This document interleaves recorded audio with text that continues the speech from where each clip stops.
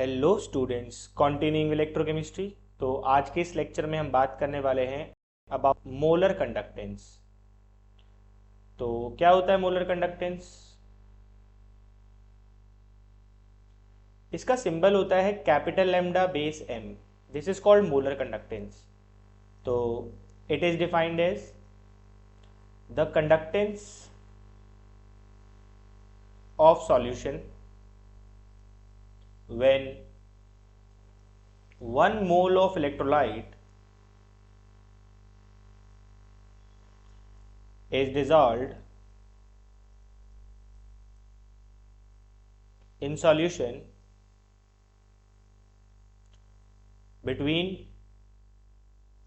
the two parallel rods which are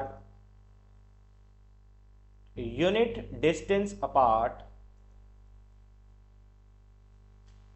accommodating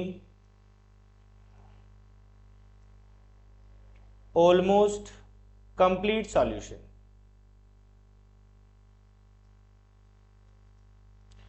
तो molar conductance होता है जब आप 1 मोल इलेक्ट्रोलाइट डिसॉल्व करते हैं इन सॉल्यूशन, और जो रॉड्स होती हैं वो यूनिट डिस्टेंस अपार्ट होती हैं, यानी कि इन रॉड्स के बीच का डिस्टेंस या तो 1 मीटर होगा या तो 1 सेंटीमीटर होगा। तब 1 मोल इलेक्ट्रोलाइट्स की वजह से जो कंडक्टेंस होगी उसको क्या कहा जाएगा? Molar conductance. और इन रॉड्स के बीच में ऑलमोस्ट कंप्लीट सॉल्यूशन आ जाए। तो लास्ट क्लास में हम लोगों ने कंडक्टेंस का फॉर्मूला देखा था। अगर हम कंडक्टेंस की बात करें तो कंडक्टेंस किसके बराबर होगा? कापा ए बाय एल के बराबर होगा। This is called conductance, kappa A by L. तो अगर आप इसमें लेंथ से मल्टीप्लाई कर लें और आप इसमें लेंथ से डिवाइड कर लें तो it will become L square. अब आप जानते हैं कि मोलर कंडक्टेंस कब डिफाइन होती है? मोलर कंडक्टेंस तब डिफाइन होती है जब 1 मोल इलेक्ट्रोलाइट डिसॉल्व किया जाता है फॉर 1 मोल ऑफ इलेक्ट्रोलाइट, और जो रॉड्स के बीच का डिस्टेंस होता है वो यूनिट डिस्टेंस होता है, यानी कि लेंथ इज 1 मीटर। सेंटीमीटर वो बात की बात है, हम सेंटीमीटर में चलेंगे या मीटर में, वो हम यूनिट्स में देखेंगे उसको। तो एरिया इंटू लेंथ क्या होता है? वॉल्यूम। और लेंथ आपने क्या ली है? 1।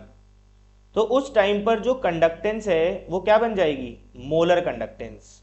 तो मोलर कंडक्टेंस का फॉर्मूला क्या हो जाएगा? कापा इंटू वॉल्यूम। तो कंडक्टेंस होती है कापा ए बाय एल। अगर आपने 1 मोल इलेक्ट्रोलाइट लिया है और इन रॉड्स के बीच का डिस्टेंस 1 सेंटीमीटर या 1 मीटर है, उस टाइम पर जो कंडक्टेंस होती है, conductance due to 1 mole of electrolyte is called molar conductance. तो मोलर कंडक्टेंस का फॉर्मूला क्या बनकर आएगा? Kappa into volume.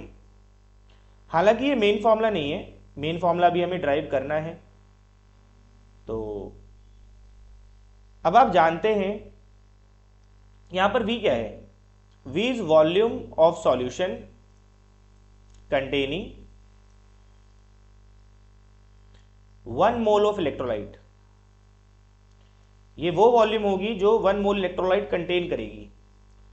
तो चलो मान लो कि आपने जो सॉल्यूशन बनाया है उसकी कंसेंट्रेशन है C मोल पर लीटर।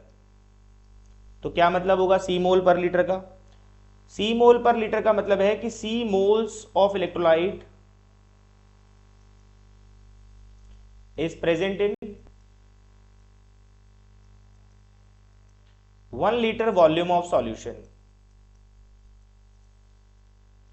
तो चलिए पहले हम CGS में ड्राइव कर लेते हैं फॉर्मूला अपने लिए। CGS यूनिट्स अगर होंगी तो फॉर्मूला क्या होने वाला है? तो अगर आपके पास CGS यूनिट होंगी तो 1 लीटर में कितना हो जाएगा? 10³ सेंटीमीटर क्यूब, क्योंकि 1 लीटर किसके इक्वल होता है? 10³ सेंटीमीटर क्यूब के इक्वल होता है। तो C moles of electrolytes are present in 10³ centimetre cube, but हमें वो वॉल्यूम लेना होता है जिसमें 1 मोल ऑफ इलेक्ट्रोलाइट प्रेजेंट हो। तो 1 मोल ऑफ इलेक्ट्रोलाइट किसमें प्रेजेंट होगा? 1 mole of electrolyte is present in 10³ over C। Centimetre cube of solution. तो ये वो वॉल्यूम आ गया हमारे पास जिसके अंदर 1 मोल ऑफ इलेक्ट्रोलाइट प्रेजेंट है। तो क्या फॉर्मूला हो जाएगा आपके पास मोलर कंडक्टेंस का? तो वो हो जाएगा कापा इंटू वॉल्यूम। वॉल्यूम कितना है हमारे पास? 1000 अपॉन कंसंट्रेशन। तो ये फाइनल फॉर्मूला है आपके पास मोलर कंडक्टेंस का in terms of CGS unit.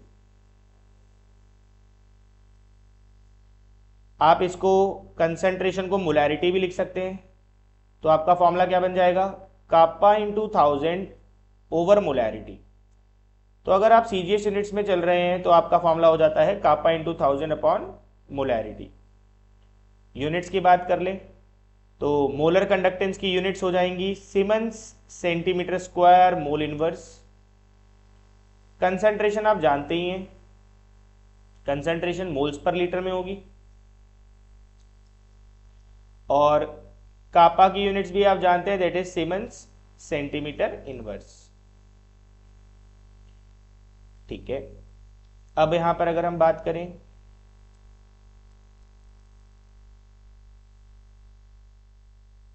SI units में क्या फॉर्मूला होने वाला है? एसआई यूनिट्स में तो आप जानते हैं, मान ले हमने जो सॉल्यूशन बनाया है वो है सी मोल पर लीटर। तो इसका मतलब होगा कि C moles of electrolyte is present in 1 litre. अब क्योंकि हम लोग सीजीएस में ड्राइव कर रहे हैं इसको, तो 1 लीटर में कितने मीटर क्यूब होते हैं? 10⁻³ मीटर क्यूब। ये वॉल्यूम हो जाएगा सॉल्यूशन का। बट हमें वो वॉल्यूम लेना होता है मोलर कंडक्टेंस के लिए जिसमें 1 मोल इलेक्ट्रोलाइट प्रेजेंट हो। तो 1 मोल ऑफ इलेक्ट्रोलाइट किस में प्रेजेंट होगा? कितनी वॉल्यूम में प्रेजेंट होगा 1 मोल? तो वो हो जाएगा 10⁻³ over C. This is the volume of solution which contain 1 mole of electrolyte. तो क्या फॉर्मूला बनकर आएगा हमारे पास एसआई यूनिट्स में? तो फॉर्मूला है molar conductance equals to kappa into volume. अगर वॉल्यूम हमने एसआई यूनिट में लिया है तो वो क्या हो जाएगा? 10⁻³ ओवर सी। तो फाइनल फॉर्मूला जो हमारे पास बनकर आएगा वो आएगा कापा 10⁻³ को नीचे ले आए 1000 इंटू कंसंट्रेशन। कंसंट्रेशन मतलब मोलैरिटी।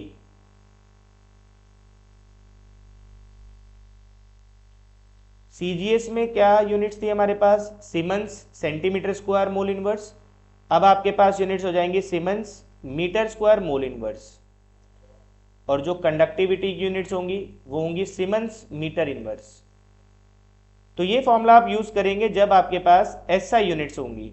तो बस आप फॉर्मूलाज को ध्यान में रखिए कि जब एसआई यूनिट होगी तब क्या फॉर्मूला अप्लाई होना है, और जब सीजीएस यूनिट है तो 2 ही फॉर्मूलाज हैं आपके पास मोलर कंडक्टेंस के।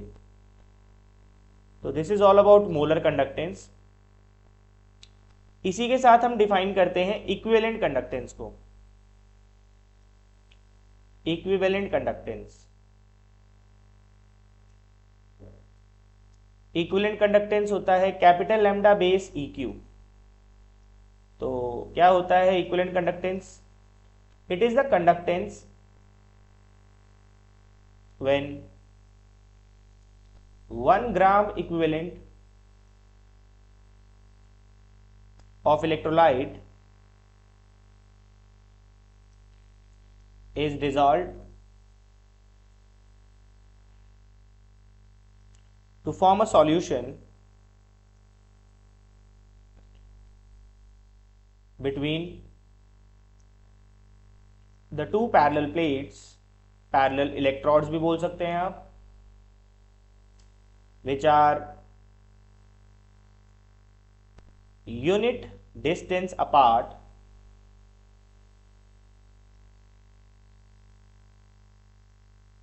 accommodating almost complete volume of solution. तो जैसे हम लोगों ने मोलर कंडक्टेंस के फॉर्मूला ड्राइव किए हैं, वैसे हमारे पास इक्विवेलेंट कंडक्टेंस का फॉर्मूला होता है। अगर आप सीजीएस में बात कर रहे हैं तो फॉर्मूला होता है kappa into 1000 over normality. Equivalent में नॉर्मेलिटी टर्म यूज होती है, ये आपके पास सीजीएस फॉर्मूला है। और अगर आप इसका एसआई में बात करेंगे तो फॉर्मूला क्या हो जाएगा, कापा ओवर 1000 इंटू नॉर्मेलिटी। तो ये आपके पास दो फॉर्मूलाज हो जाएंगे इक्विवेलेंट कंडक्टेंस के। पहला फॉर्मूला है सीजीएस यूनिट्स में और दूसरा फॉर्मूला है एसआई यूनिट्स में। तो यहीं पर हम रिलेशन ड्राइव कर लेते हैं between equivalent conductance and molar conductance. तो relation between equivalent conductance and molar conductance. तो क्या फॉर्मूला है इक्विवेलेंट कंडक्टेंस का, फॉर्मूला है कापा इंटू 1000 ओवर नॉर्मेलिटी। अब आप जानते हैं कि नॉर्मेलिटी किसके इक्वल होती है, molarity is also equals to, normality is also equals to molarity multiply by valency factor. अब आप इस चीज को बहुत अच्छे से जानते हैं, बट इस कापा इंटू 1000 अपॉन मोलैरिटी क्या होता है, कापा इंटू 1000 अपॉन मोलैरिटी, ये होता है मोलर कंडक्टेंस। तो अगर आप मोलर कंडक्टेंस को वैलेंसी फैक्टर से डिवाइड कर दें तो you will gate equivalent conductance. अब वैलेंसी फैक्टर आप जानते होंगे कैसे निकालते हैं। जैसे मान लिया आपके पास जो इलेक्ट्रोलाइट है वो NaCl है, तो NaCl जब आयोनाइज होगा तो क्या बनाएगा, Na प्लस और Cl माइनस। होता है सॉल्ट्स के केस में जो वैलेंसी फैक्टर होता है वो होता है total charge on electropositive atom. Electropositive atom के ऊपर जो भी टोटल चार्ज होगा वही वैलेंसी फैक्टर होता है सॉल्ट्स के केस में। तो सोडियम के ऊपर कितना चार्ज है फिलहाल, +1, तो वैलेंसी फैक्टर इज 1। एक और देखें, जैसे MgCl2 है, ये आयोनाइज होगा तो ये बनाएगा Mg2 प्लस 2Cl -1, तो इसका वैलेंसी फैक्टर कितना हो जाएगा, 2। मैग्नीशियम के ऊपर टोटल चार्ज कितना है। This is how you can convert molar conductance into equivalent conductance. तो चलिए जरा क्वेश्चन देखते हैं इसके ऊपर। क्वेश्चन है हमारे पास, the resistance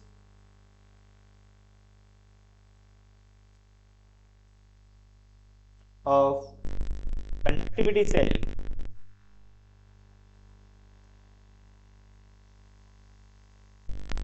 in 0.1 molar KCl solution is found to be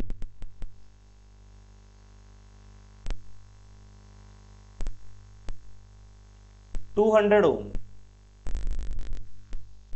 at 298 kelvin. ये आपको एक डाटा दिया गया है। अब इसी सेल में, इसी कंडक्टिविटी सेल में, for the same cell it is filled with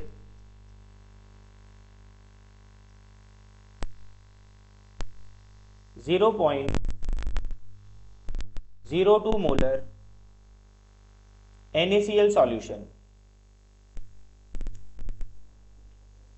and the resistance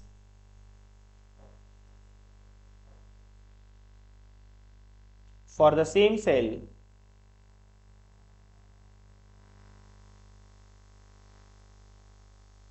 is found to be 1100 ohm। ये आपको डाटा दिया गया है।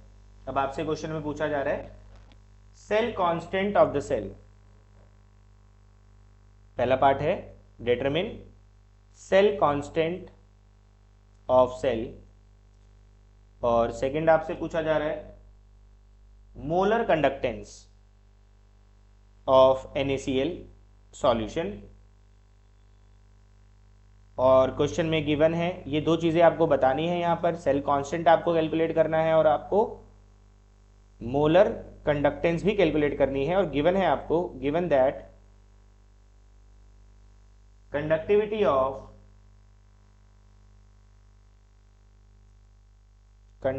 Of 0.1 molar KCl solution is 0.1 molar KCl solution is 1.29 siemens metre inverse. तो ये आपका question है, तो इंपॉर्टेंट है ये क्वेश्चन, तो ध्यान से देखिए कैसे होगा ये। तो सबसे पहले आपके पास एक कंडक्टिविटी सेल है, तो जरा कंडक्टिविटी सेल बना लेते हैं। ये है आपके पास कंडक्टिविटी सेल।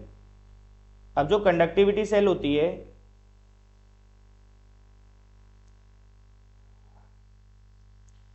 उसमें ये जो हमारा डिस्टेंस बिटवीन द रॉड्स होता है दैट इज कॉल्ड एल, ये फिक्स होता है।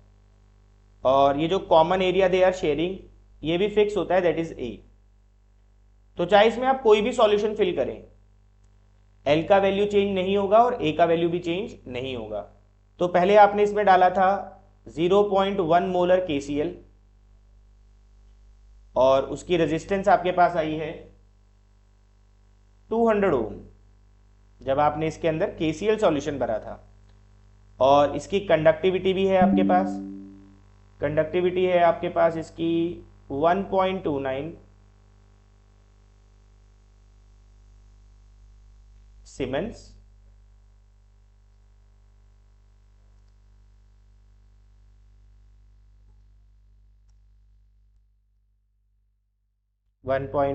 सीमेंस मीटर इनवर्स, ठीक है।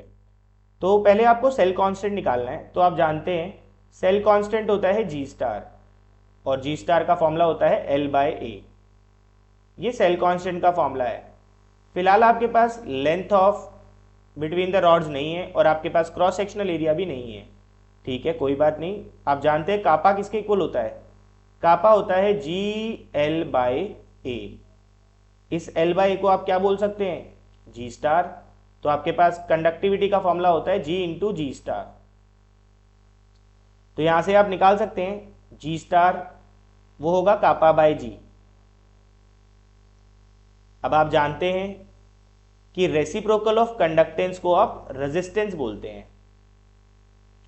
तो ये जो आपके पास यहां पर 1/G है इसको आप क्या लिख सकते हैं, रेजिस्टेंस। तो फाइनल फॉर्मूला जो आपके पास सेल कांस्टेंट का बन जाएगा वो बन जाएगा कापा इंटू आर। कापा आपको क्वेश्चन में दिया हुआ है 1.29 और रेजिस्टेंस आपने कैलकुलेट की है 200 ओम। तो यहां से अगर आप इसको सॉल्व करेंगे तो ये कैंसल आउट हो जाएगा। तो G स्टार आपके पास आ जाएगा, यहां से G star comes out to be 1852 G star. और G स्टार्स की यूनिट्स क्या हो जाएंगी आपके पास, मीटर इनवर्स। तो ये आपका पहला पार्ट सॉल्व हो चुका है। नेक्स्ट अब आपको क्या चाहिए, आपको निकालना था सेकेंड पार्ट में मोलर कंडक्टेंस ऑफ NaCl। तो क्या होगा मोलर कंडक्टेंस का फॉर्मूला, क्योंकि फिलहाल जो यूनिट्स चल रही है वो SI यूनिट है, तो फॉर्मूला हो जाएगा कापा ओवर 1000 इंटू मोलैरिटी। कंसेंट्रेशन आपके पास क्वेश्चन में है,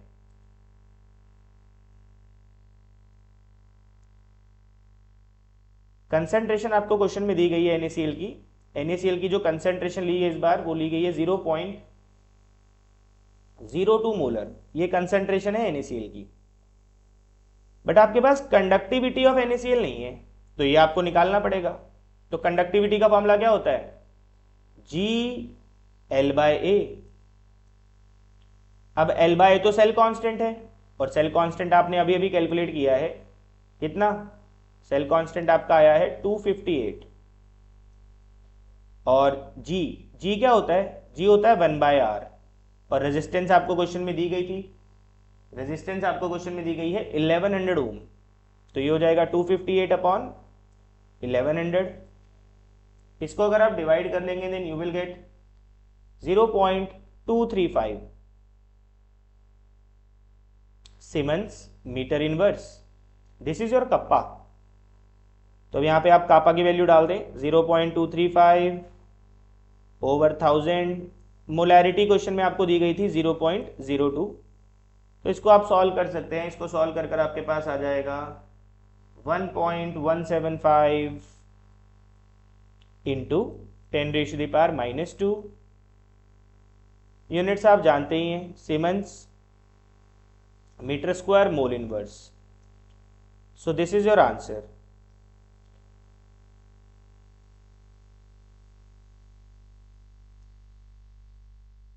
नेक्स्ट क्वेश्चन है आपके पास। क्वेश्चन में आपको क्या दिया गया है,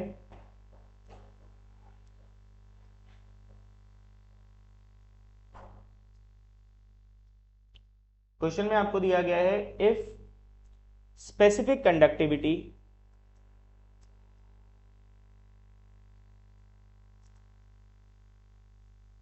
ऑफ n/50, ये आपको नॉर्मेलिटी दी गई है केसीएल सॉल्यूशन की, at 298 Kelvin is 0.002765 Siemens centimeter inverse and resistance of the cell is 100 ohm. Calculate cell constant. तो ये बड़ा ही इजी क्वेश्चन है। तो अभी अभी आप जानते हैं कि कंडक्टिविटी किसके बराबर होता है, G/L/A, और L/A क्या होता है, सेल कांस्टेंट। तो G इंटू जी स्टार। तो यहां से G स्टार किसके इक्वल हो जाएगा, कापा बाय जी।